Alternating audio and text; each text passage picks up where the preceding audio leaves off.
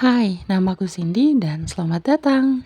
Terjadi lagi sebuah tindakan KDRT yang pada akhirnya mengambil salah satu nyawa di antara mereka. Seorang ibu muda ditemukan sudah tidak bernyawa di dalam kamar kontrakannya di daerah Cikarang Barat, Bekasi.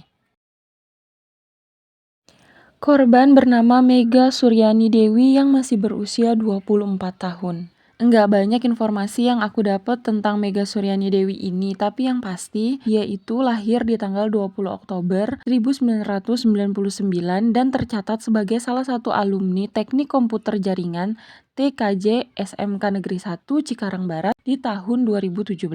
Enggak diketahui secara pasti nih kapan Mega dan Nando suaminya itu menikah. Tapi dilihat dari akun Facebooknya, mereka tuh sudah dikaruniai anak di tahun 2021.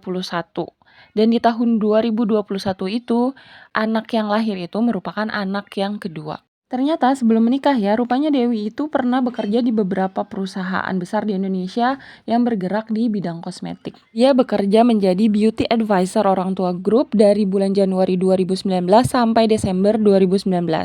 Lanjut ke PT Ariana Multikarya, bekerja di brand Maybelline divisi L'Oreal Paris dari Januari 2019 sampai Desember 2020. Terakhir, dia juga menjadi beauty advisor di PT Social Bella Indonesia dari Maret 2021 sampai Juli 2021. Melalui akun Facebooknya, Mega tuh pernah mengunggah sebuah curhatan gitu ya, yang sangat menyentuh pada tanggal 14 Juli 2021. Di situ juga dia menyisipkan foto dia bersama Nando dan bersama anak-anaknya. Kalau kita baca nih isi curhatannya Mega di Facebooknya, kita tuh bisa tahu banget kalau Mega tuh sebenarnya sedang mengalami masalah yang sangat berat. Kayak melalui masalah yang sangat berat dalam rumah tangga, tapi dia tuh tetap bertahan dalam rumah tangga itu.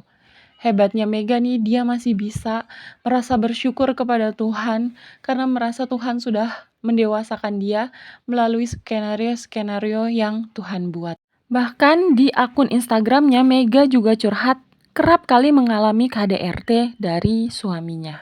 Juga kayak sang korban, info tentang si pelaku juga nggak bisa aku dapetin banyak. Aku yang juga adalah suami korban berusia 25 tahun bekerja di pabrik di kawasan industri MM 2100 dan selain itu dia juga mengambil pekerjaan sampingan sebagai ojek online. Di tanggal 27 September 23, Nando tuh membawa kedua anaknya ke rumah mertuanya yang jaraknya memang nggak terlalu jauh dari kontrakan mereka. Setelah itu, Nando tuh ninggalin kedua anaknya di rumah mertuanya dan pergi gitu aja. Nah, ditunggu punya tunggu nih, kok ini anak dua nggak ada yang jemput. Akhirnya Ibu Linda, by the way nama ibunya Mega ini adalah Ibu Linda. Nah Bu Linda ini nelpon kan ke anaknya, ke si Mega, tapi nggak diangkat-angkat nih. Akhirnya Bu Linda ini berinisiatif buat nelpon menantunya yaitu Nando. Nah, waktu Nando ditelepon, diangkat nih teleponnya. Si Bu Linda nanya dong, ini Nando kapan anak-anak mau dijemput? Kok nggak dijemput-jemput gitu. Terus Nando tuh jawab, iya Bu nanti ini lagi makan dulu gitu. Nah setelah itu udah tuh Bu Linda pun masih tetap nunggu entah Mega ataupun Nando buat ngejemput kedua anaknya, tapi tunggu sampai jam 12 malam, sampai jam 2 malam, ini kok tetap nggak ada yang jemput anak kedua gitu. Akhirnya dengan inisiatif juga karena udah kepepet waktu, harus belanja buat dagangan di malam itu, Bu Linda pun akhirnya nganterin nih kedua cucunya, berinisiatif nganterin kedua cucunya buat balik ke kontrakan Mega. Sampainya Bu Linda nih ke kontrakan anaknya, si Mega ini dia tuh ngelihat kalau AC di kamarnya Mega tuh nyala gitu. Jadi dia berpikiran bahwa kayaknya anak aku ada nih di dalam gitu. Diketok-ketok lah pintu kontrakannya Mega, tapi nggak ada jawaban sama sekali dari dalam. Nah karena itu dia tuh berinisiatif buat ngambil kunci yang kayaknya memang mereka biasa letakkan di salah satu sepatu di depan rumah gitu ya. Nah setelah mengambil kunci itu, Bu Linda pun segera masuk ke dalam kontrakan.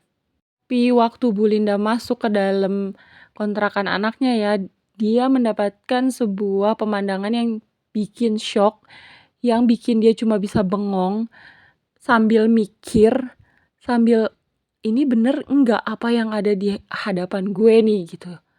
Karena sekarang di depan matanya terbaring anak perempuannya di atas tempat tidur dan udah diselimutin. Tapi dia tuh ngelihat bahwa bagian leher anaknya tuh udah ada kayak luka menganga gitu.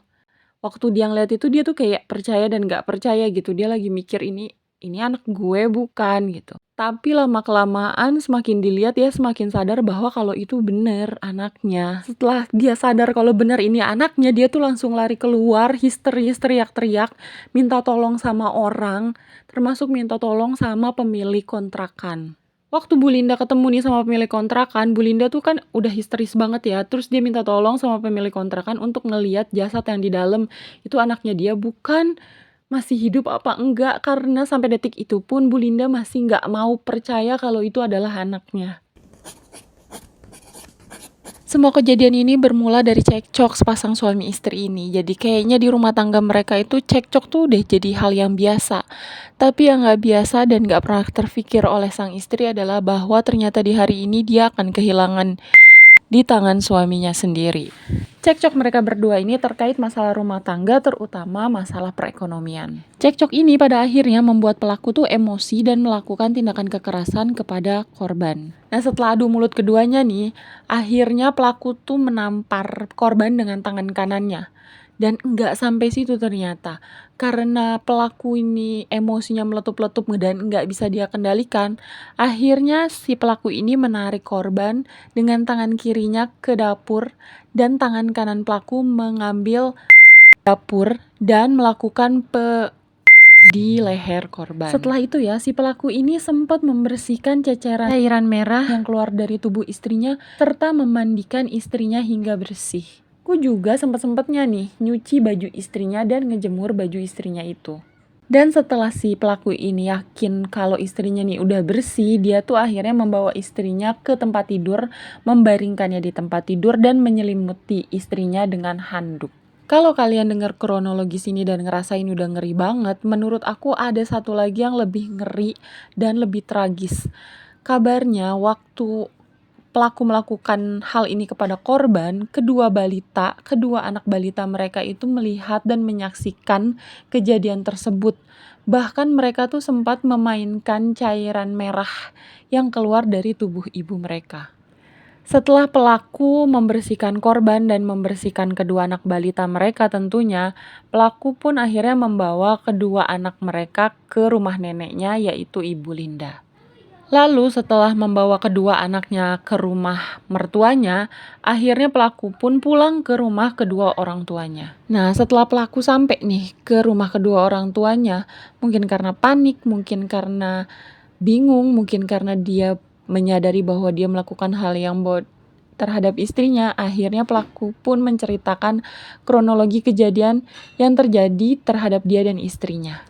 Setelah kedua orang tua pelaku ini mengetahui apa yang terjadi, mungkin dengan sedikit paksaan ya, akhirnya pelaku ini menyerahkan diri didampingi oleh kedua orang tuanya. Dari penyerahan diri tersangka inilah pada akhirnya kasus ini pun terungkap.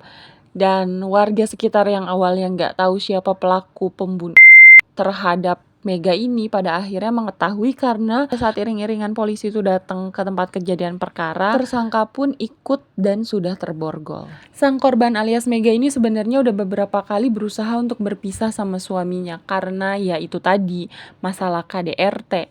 Beberapa kali juga sempat juga nih korban tuh ngelaporin tindakan KDRT-nya suaminya ini kepada pihak kepolisian. Tapi entah kenapa pada akhirnya mereka tuh rujuk lagi dan tinggal lagi di satu rumah yang sama. Keluarga korban ini juga sebenarnya tahu permasalahan rumah tangga mereka. Beberapa kali juga korban tuh sering pulang ke rumah keluarganya, tapi selalu aja korban tuh balik ke suaminya dan berharap kalau suaminya itu bisa berubah. Tapi sang suami yang udah berkali-kali nih diberikan kesempatan sama sang korban, bukannya berubah malah justru mengambilnya istrinya sendiri. Kini pelaku sudah ditahan di Mapolsek Cikarang Barat dan atas perbuatannya pelaku terancam dijerat dengan Undang-Undang Kekerasan dalam Rumah Tangga dengan ancaman 20 tahun penjara hingga seumur hidup.